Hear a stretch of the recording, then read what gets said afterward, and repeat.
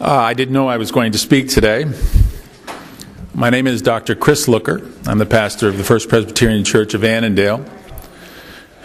I have been throughout this world. I have only one continent left to visit, and that's Antarctica. I was in Egypt and Israel during the Arab Spring.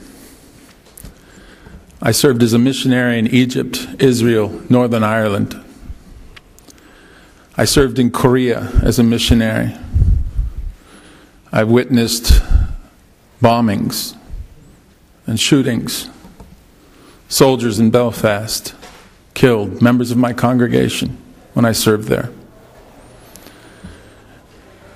3 years ago, I was approached by Ray Coffey, who visited my church. And he introduced me to this subject of which I had no knowledge whatsoever. And I immediately concluded, upon reading the material and going to a local restaurant, Neighbors, which is right next to my house, that you people are standing for a just cause. You are standing for a right that is not given by any government, that is not given by any person, that is not given by any power whatsoever on this earth. You are standing for a right that is given to us by our Creator, by our God, the God whom we all share.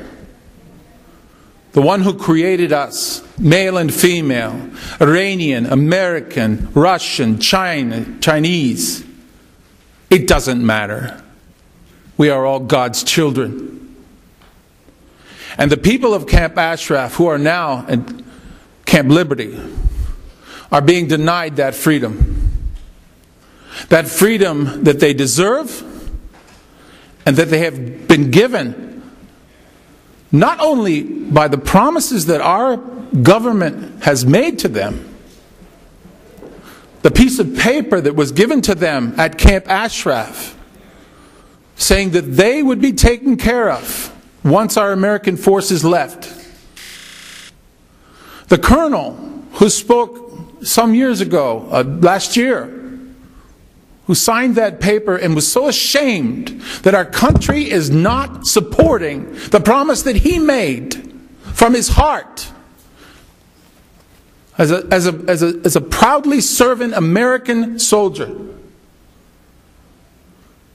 When he signed that paper and made that agreement with the Maliki government, he believed that he was standing for the government that he proudly has served and proudly stood for and has fought for. And the Maliki government received it and said, this is not worth the paper it's written on. I'd like to talk about the elephant in the room. You know this phrase? The elephant in the room is these wonderful congressmen, and they are bipartisan, Republican, Independent, Democrat. I've never seen such bipartisan support of anything in the last how many years in the United States? Ed Rendell, Tom Ridge. You couldn't ask for two. I'm a Pennsylvanian. I was raised in Pennsylvania. You couldn't ask for two people who disagree more on political issues than those two men. They have stood together and supported your cause.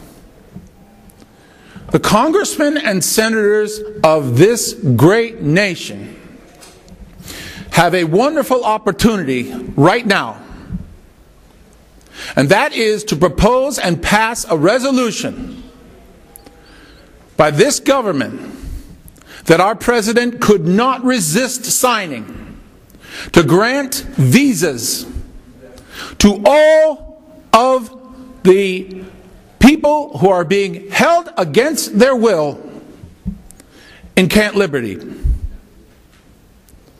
a special resolution binding by this Congress, one that could never be resisted by this president, would immediately grant visa protection so that they could leave the country immediately. We hear congressmen say, "We support you." I would never belittle anything that a representative of this great nation, whatever party, and we got in the car, and he pulled out of the driveway. My father was a pastor. I followed in his footsteps. And we went a few feet, and our car just went like this. Shh. All 4 tires with tacks in our driveway that somebody put there. You know what I'm talking about. All 4 tires gone. Shortly thereafter, a brick was thrown into our kitchen window, through our kitchen window. And you know what it said on it? It had a message. I'm ashamed to say this word, but I will say it in this context. And I hope you understand, because this happened in front of me. It said, "Nigger lover."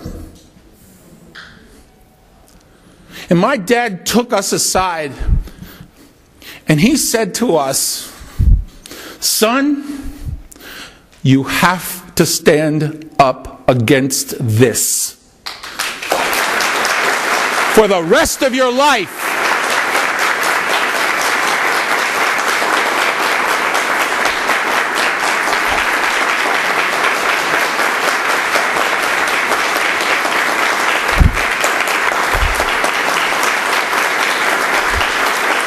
So I say to you now, I've been trying to do that all my life. Not just for the plight of the African American community, the blessed African American community in this country, but for the plight of all those people. I visited the West Bank. People think I'm crazy going through the wall, walking over there, getting pistachios while I was studying in Israel. I walked over there every day. How come you didn't get shot? Because those people are so beautiful and the hospitality is so wonderful. It takes a small minority to ruin a whole group of people. It takes a small minority to ruin a nation. And they tried to do it in Boston. 2 people. They tried to bring down Boston. Who's going to bring down Boston? Nobody. They tried to do it in Belfast when I was there in '86. In Palestine, in Israel, Palestine, when I was there during the Intifada.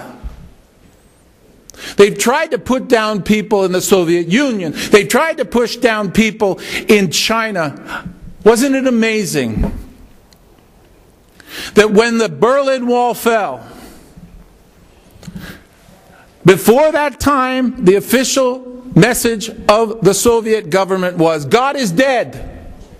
There is no God. They sent Sputnik up, and they didn't find God. You remember this? I'm getting old, I know. The wall came down, and suddenly 250 million Christians. Where did they come from? They were always there. When the wall comes down in Iran, there will be so many people who will come out of the woodwork. They're already there. They want freedom. They yearn for it. They're crying for it. You are crying for them. You are struggling for them. You are praying for them. And that wall must come down. That wall which is Ahmadinejad, that wall which are the mullahs who have taken over the policies of one of the oldest and most precious nations that this world has ever known. And so I appeal to you, and I applaud you, for what you are doing is great.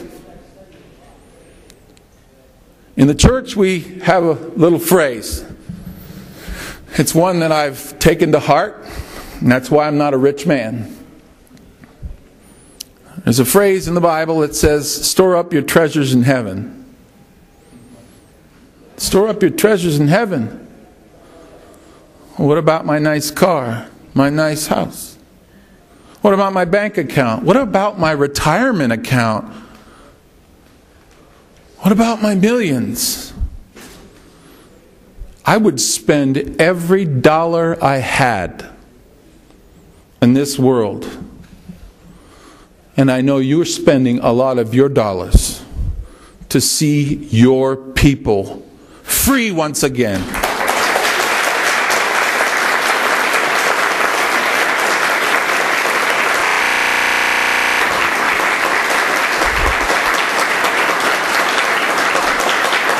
And so I wish to finish with something I told Ray I would say, is that I'm a Christian. I'm a Presbyterian. Who cares? I'm a man of God. I've given my life to God. Many of you are Muslim. Some of you are Christians. But we're brothers and sisters. We're related. We must stand for one another. We must love one another. And we must love that precious gift that no one here on this earth has given to us, but God gave us. The gift of freedom and liberty. True liberty, not that.